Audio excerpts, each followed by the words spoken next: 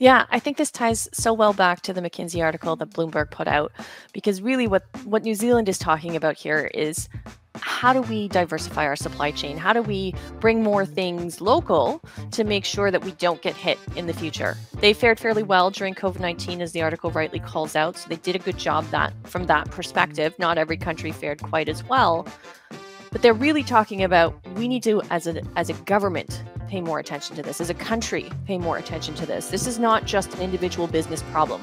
This is a, countrywide thing to consider. Supply chains are a countrywide or a nationwide thing that everyone needs to be aware of. You can't work in isolation in individual companies and not pay attention to how they all interconnect. That's how you end up with food scarcity. That's how you end up with countries that don't have enough of certain things because they just let the businesses run supply chains with no kind of oversight to say, hey, are we as a country doing enough to build supply chain resilience and help these businesses build that resilience into their supply chains? And I think, as you mentioned, Scott, this is a growing trend. We have similar things in place in Canada, similar reviews that are taking place. The US is putting all kinds of, regulations and committees in play to take a look at this.